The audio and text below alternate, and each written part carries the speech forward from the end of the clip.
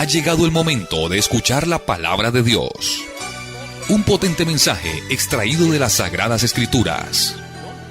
En la voz del pastor Carlos Hoyos.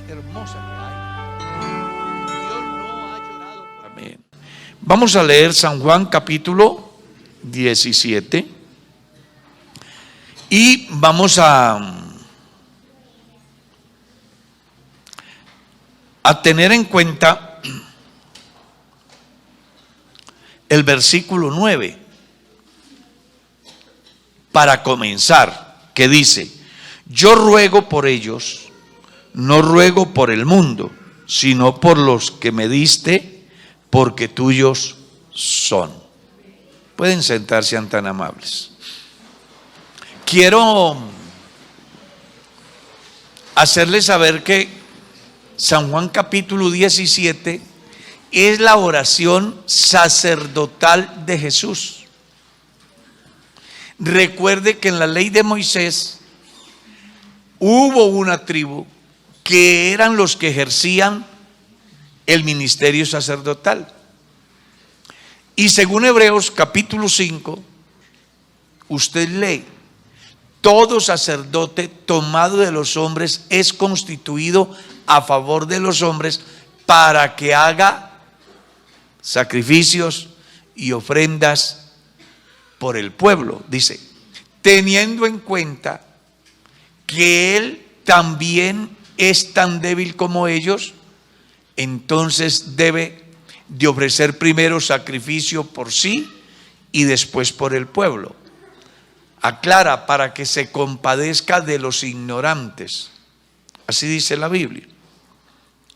Cuando usted lee en el capítulo 17 de San Juan, es la oración del sumo sacerdote Cristo Jesús.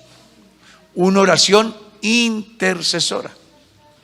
Es muy posible que a alguien se le ocurra pensar: ¿y por qué Jesús, siendo Dios, se le ocurre interceder?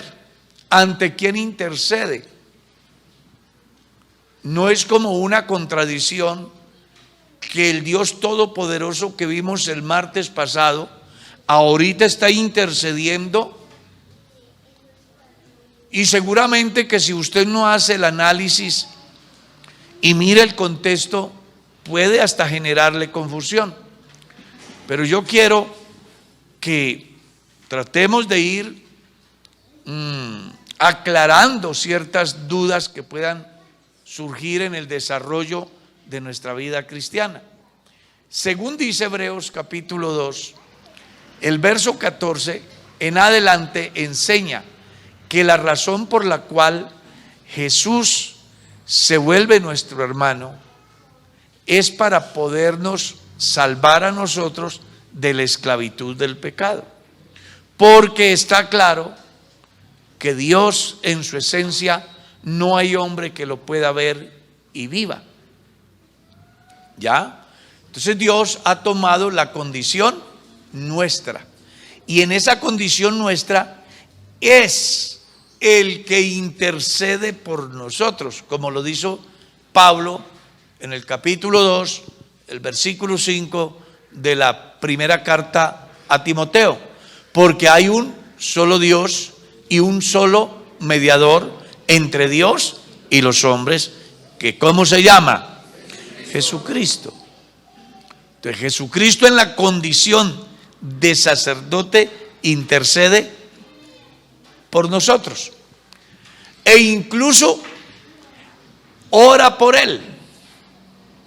Si usted mira en el verso 5, encuentra: ahora, Padre, glorifícame en ti mismo con la gloria que como Dios tuve yo en ti antes que el mundo fuese. Estoy citándole el texto tal cual como aparece en la versión de la Biblia que fue escrita en el año 388 después de Cristo, la Vulgata latina. Hoy ya han quitado el término en para colocarlo al lado, porque los señores se les ha ocurrido pensar, después de la aparición de Constantino, involucrarse en el campo del politeísmo, separando a Jesucristo del Padre y mostrándolo como una persona diferente. Entonces, por eso usted, en esa versión que tiene en su mano, va a leer al lado tuyo, la que tuve contigo. Y realmente el texto lo que dice es: aquella gloria que como Dios tuve yo en ti, antes que el mundo fuera. Jesús en esa oración está haciendo ver que a causa de su condición humana, llega a ser tan humano como nosotros y carece en esa condición humana de la plenitud invisible del Dios invisible. Pues al estar en un cuerpo, tiene las limitantes de los mortales. Por eso Él comió, porque le daba hambre. Esa es una situación nuestra. Él se cansó, porque esa es una de nuestras condiciones. Él durmió, porque eso es parte de nuestra naturaleza. Él lloró, porque eso nos sucede a nosotros. Pues al final, Él estaba en nuestra condición, que es lo que dice Hebreos capítulo 2, verso 14. Entonces Jesús, en esa condición suya y mía, Él quiere volver a asumir la naturaleza divina como fue al principio, que eso es lo que le dice Él a los judíos. Y que si el Hijo del Hombre vuelve al lugar a donde estaba primero, y que fue exactamente lo que Juan le escribe a la iglesia cuando les dice: todo espíritu que no confiesa que Jesucristo ha venido en carne, ese es el espíritu del anticristo. ¿Qué es lo que Juan está diciendo? Que si Jesucristo vino en carne es porque antes que no era carne, era espíritu. Pero que a causa de los mortales, Él asume nuestra naturaleza, como lo dice Pablo a Timoteo en el capítulo 3, el verso 16 de su primera carta. Grande es el misterio de la piedad, Dios se manifestó en carne. En esa condición humana, Él es nuestro sumo sacerdote. Y hace hay algunos componentes de la oración de Jesús en la condición de sacerdote. Primero, yo te ruego por ellos, no te ruego por el mundo, sino por los que me diste. En esa oración Jesús habla de unos que, dice Él, son diferentes al mundo. ¿Y cuáles son esos? Bueno, son los apóstoles. Jesús está intercediendo por sus discípulos, por sus apóstoles. Y por eso dice: no oro por el mundo, porque al final al mundo le llegará su momento. Ahora lo que se necesita es la fortaleza para este pequeño grupo que sin duda alguna iba a iniciar un proceso muy importante en el desarrollo de la difusión del mensaje de Dios. 2. Si usted lee el verso 11, dice: y ya no estoy en el mundo, mas estos están en el mundo. Y yo voy a ti, Padre Santo, a los que me has dado, guárdalos en tu nombre, para que sean uno. Observe lo que Él hace ahí. Su oración tiene una finalidad muy grande, y es disipar cualquier posibilidad de división dentro del cristianismo. Jesús acude a la unidad, su oración busca que sus discípulos permanezcan ¿qué? Unidos. No está interesado para nada en las divisiones. Le interesa que sean uno, que es lo que luego Pablo vuelve a convocar en el capítulo 4 de la carta a los Efesios. Solícitos en guardar ¿qué? La unidad. Ese esfuerzo del Señor Jesús y de los apóstoles por la unidad dejan ver lo frágil que somos nosotros en cuanto a tener un objetivo en común, puesto que cada uno de nosotros pues somos un mundo diferente, tenemos una visión diferente de la vida, una concepción diferente de la eternidad, y eso podía en un momento dado generar discrepancias como las que menciona Pablo en la carta a los Gálatas, que incluso cuando va dice que reprendió a Pedro cara a cara porque era digno ¿de qué? De condenar. Pues Pedro había sido afectado por los seguidores de Moisés, de la ley, y había generado de alguna manera una división, una fisura entre judíos y gentiles que habían abrazado la fe cristiana.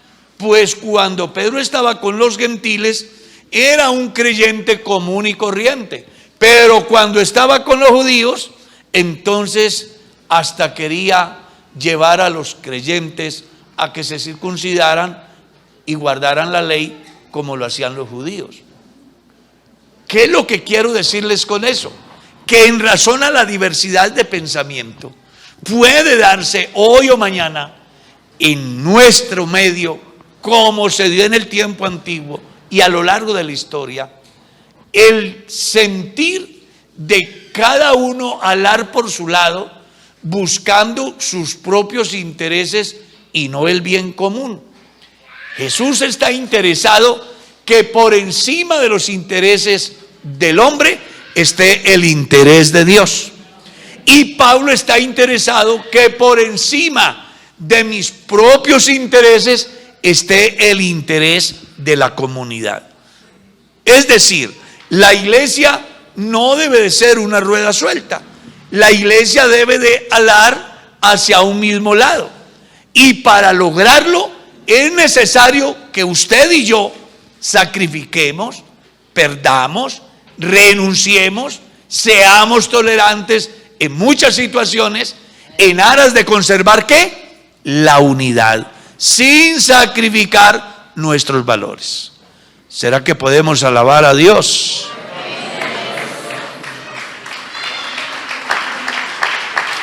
Aleluya. Hay un interés muy grande de parte de Dios en el Nuevo Testamento de que la iglesia permanezca como unida. Unida. Jesús dice para que sean uno como nosotros somos unos. Y Pablo dice, solícitos en guardar esa unidad. Y cuando dice solícitos, le está diciendo, hagan el esfuerzo, porque Santiago piensa diferente a Carlos y Omar piensa diferente a Andrés. Pero el hecho de que piensen diferente no puede ser un motivo para partir el cuerpo de Cristo. Yo debo de renunciar a mi propio ideal en un momento dado en aras de conservar la unidad, porque esta iglesia es un cuerpo. Jesús es la cabeza. Eso es lo que dice Efesios capítulo 5. Cristo es la cabeza y la iglesia es su cuerpo y Él es su Salvador. Gloria a Dios. A Él sea la gloria. Luego dice en el verso 15, no ruego que los quites del mundo, sino que los guardes del mal. Porque la forma más fácil de que los cristianos no fracasaran sería que Dios, tan pronto creen, los sacara de aquí. Si en el momento que usted y yo creímos al Evangelio, el Señor hubiera dicho, bueno, no quiero que estén aquí, me los voy a llevar donde no tengan ningún problema. Eso sería lo más fácil, porque casi siempre los seres humanos buscamos arreglar las cosas por las vías más fáciles. Pero Jesús no está buscando la facilidad. Él está diciendo: no te pido que los quites del mundo, sino que los guardes. Van a tener lucha, van a tener dificultades, van a sufrir persecuciones, van a librar batallas internas, porque lo cierto es que cada uno de los que están conmigo libramos una lucha interna nosotros mismos, y es aquella que hace que, aunque querramos hacer algo, en razón a que amamos a Dios, no lo hacemos. Y no sé si a ustedes les habrá pasado, pero han habido momentos en la vida donde tenemos que llorar en la presencia de Dios al ver de que yo puedo hacer algo para hacer valer mis derechos, pero me acuerdo que soy cristiano. Entonces digo: no puedo, porque no puedo manchar mis manos, porque no puedo levantar la mano contra mi prójimo, porque no puedo hacer justicia por mi propia cuenta. Entonces, yo viví una experiencia hace muchos años en un pueblo donde habían asesinado a un hermano, y aquella vez me tocó correr porque también querían algo conmigo. Y yo recuerdo que llegué a la casa y me encerré a llorarle a Dios y a decirle: Dios mío, ¿por qué tiene que ser así? Si yo soy un hombre capaz de enfrentar a otro hombre, pero corriendo y ahora encerrado, acobardado. Yo lloraba en la presencia de Dios. Estaba librando una lucha. Si me voy a hacer como ellos, termino desagradando a Dios. Y si quiero agradar a Dios, tengo que renunciar a mi yo. Y eso no solamente en ese campo, en todos los campos, en lo sentimental, en el aspecto económico, en el aspecto moral, en tantas cosas donde uno muchas veces se siente atraído a hacer lo malo, pero sabe que la salvación es tan grande y Dios es tan santo y tan bueno, que si hay que llorar, lloramos diciéndole: guárdanos, no quiero pecar. Usted verá si alaba al Señor, hermano. Aleluya. A su nombre, gloria. Jesús en su oración reconoce que no somos del mundo, aunque estamos aquí. Usted sí sabe que el Vaticano es un país dentro de otro país, un estado dentro de otro estado. Eso es el Vaticano, un estado dentro de otro estado. ¿Qué es la iglesia? El reino de Dios en otro estado, en un mundo que ve diferente, que piensa diferente, que actúa diferente, donde la iglesia está llamada a marcar ¿qué? La diferencia. Estamos aquí, ¿pero qué? Pero no somos de aquí. Al Señor sea la gloria. Y me encanta al final lo que Jesús hace. Mire lo que dice el verso 24. Padre, a aquellos que me has dado, quiero que donde yo estoy, también ellos estén conmigo. San Juan capítulo 14. Ustedes leen en el verso 1. No se turbe vuestro corazón ni tengáis miedo. ¿Creen en Dios? Sí, Señor. Entonces crean en mí, les dice Jesús. No se turbe vuestro corazón ni tengáis miedo. Y me encanta lo que sigue diciendo. En la casa de mi Padre hay muchas moradas. De no ser así, yo se los hubiera dicho. Voy pues entonces a preparar un lugar para vosotros. Y si me fuere y os preparare el lugar, vendré y os tomaré a mí mismo, para que donde yo estoy, vosotros también estéis. La razón de la iglesia no es simplemente la estadía en la tierra para dar testimonio aquí. La razón de la iglesia en la tierra es simplemente la escuela que Dios nos permite vivir para alcanzar la preparación suficiente para estar con Él allá.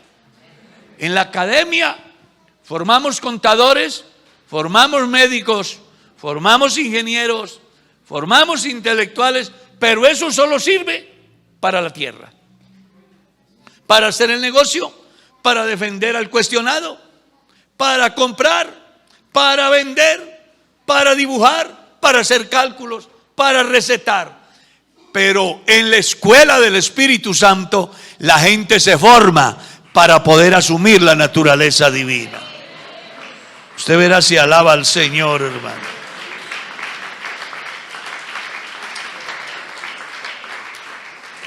Entonces, qué bueno que nosotros entendamos que el Señor Jesús, en la condición de sacerdote, intercedió, 1, por los discípulos, 2, por los que han de creer por la palabra de ellos. Jesús oró por nosotros. ¿Cómo le parece? Jesús oró por nosotros. Te ruego por los que han de creer por la palabra de ellos. Jesús vio al hermano Omar, y vio a la hermana Rubielita, y vio al hermano Sergio, y vio a la hermana Jennifer, al hermano William. Los vio y oró por ustedes. Y estoy feliz porque también oró por mí sin ser digno, sin merecerlo. Qué bueno es el Señor que yo tengo. Aleluya. Y oró para que podamos estar con Él. Qué bueno que nosotros entendamos que la oración nuestra no debe de ser egoísta. A veces nuestra oración solo va dirigida a mi bienestar. Ayúdame, bendíceme, prospérame, sáname, perdóname, restáurame, llévame al cielo, hazme invisible, envíame mucho dinero, concédeme la casa, el carro. Somos egoístas. La oración de Jesús no fue así. Y ahí es donde usted y yo tenemos que aprender a orar. Gloria a Dios. Orar por esas personas que inclusive no conocemos, no sabemos. Orar inclusive por los que nos aborrecen. Yo conozco gente que fue enemiga del evangelio, que le lanzaron piedra a los lugares donde se predicaba el evangelio, que nos persiguieron. Yo fui testigo de un hombre que estuvo esperándonos a Merceditas y yo desde las 6 de la mañana hasta las 9:30 de la mañana para quitarnos la vida en un camino. Y luego Dios trató con él y en un culto se paró y testificó diciendo: estoy aquí porque algo extraño tiene el pastor. Los estuve esperando para matarlos y no pasaron. Y nosotros sí habíamos pasado por ahí. Dios nos había guardado. ¿Cuánta gente orará por personas que incluso son aborrecedores? Pero como su oración y la mía no puede ser egoísta, hemos de orar por ellos. Un día no lejano, esa gente tendrá que entender que no hay un Dios tan grande como el Dios nuestro. Entonces aprendamos a orar. Hay una estructura de oración en San Mateo capítulo 6. Si ustedes leen bien el Padre Nuestro, ahí está la estructura de la oración de un cristiano. No la repetición del Padre Nuestro, sino la estructura. ¿Cómo debo hacer mi oración? Y lo primero es entender que hay uno por encima de nosotros. Padre nuestro, que estás ¿a dónde? Está por encima. 2, que es nuestro Padre. 3, que hay que reconocerle su santidad. Santificado sea tu nombre. 4, que si queremos estar bien, lo necesario es que su reino venga a nosotros. Porque si su reino no viene a nosotros, no hay nada. El mundo terminará en guerra, en violencia, en maldad. Pero si el reino de Dios se establece en cada corazón, habrá paz, habrá esperanza, habrá razones para seguir viviendo sobre la faz de la tierra. Lea bien el Padre Nuestro, y ahí está la estructura de la oración del creyente. ¿Cómo debe de orar? ¿Cuáles son los elementos que usted debe de tener en cuenta para hacer una oración que sea oída por Dios? Y me encanta cómo concluye: perdónanos como nosotros perdonamos. Y luego dice, porque si no perdonas, Él tampoco perdona. Si usted quiere hacer una oración no egoísta, una oración real, acorde a su necesidad y a la necesidad del mundo, lea San Mateo capítulo 6. Y al final usted se dará cuenta que para ser un hijo de Dios hay que definitivamente morir para todo lo que es el mundo, a fin de poder vivir para Dios. Ojalá que usted comprenda que su oración debe de ir mucho más allá de yo, de lo que soy yo. Debe de ir también para ese desvalido, para ese que te odia, para ese que te ha hecho daño, para esa persona que no conoces. Pues al final de todo, Él es soberano y Él escucha nuestra oración. Yo estoy seguro que la oración que hicimos por la gente en el África ahora, Dios la escuchó. Puede ser que nunca los veamos, pero Dios la escuchó. Así que aprendamos a ser humildes para estar en la presencia de Dios. Y ante todo, acuérdese, nuestra filosofía es: somos uno en Cristo.